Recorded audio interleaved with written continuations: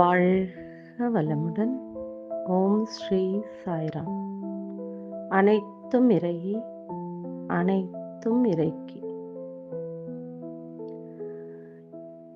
இறைக்கிட்டேருந்து வந்திருக்க நாம எல்லாருமே இந்த பிரபஞ்சத்திலிருந்து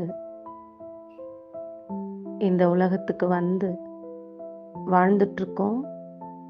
வாழும்போது இங்கே இருக்கிற அத்தனைக்கும் உரிமை கொண்டாடிட்டு இருக்கோம்.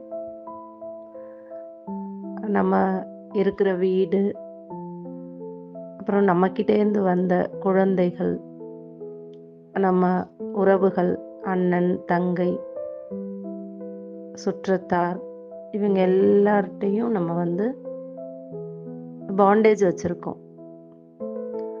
ஆனால் குழந்தைங்களை வளர்க்குறோம், அவங்களுக்கு தேவையானதெல்லாம் செய்கிறோம்.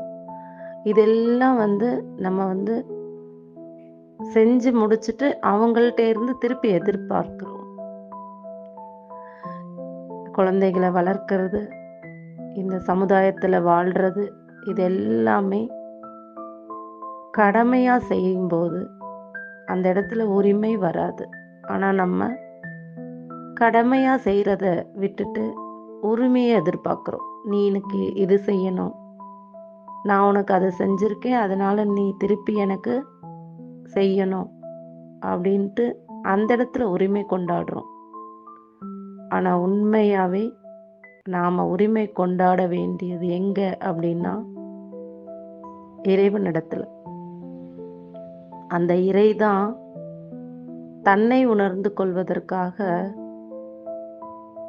இந்த உயிரை கொடுத்து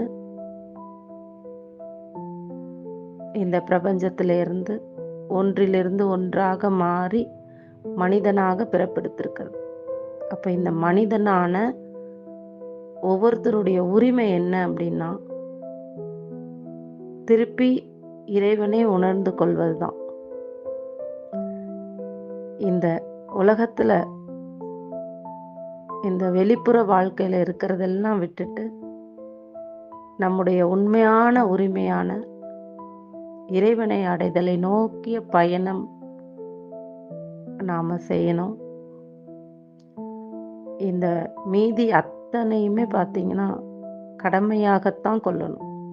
கடமையை செய், பலனை எதிர்பார்க்காதே. இந்த மனநிலையில என்னுடைய உரிமை எது அப்படின்னா இந்த இறை சக்தியை உணர்ந்து கொள்வது என் உரிமை. சிந்திப்போமா? வாழ்க வளமுடன். ஓம் ஸ்ரீ சாய்ராம்.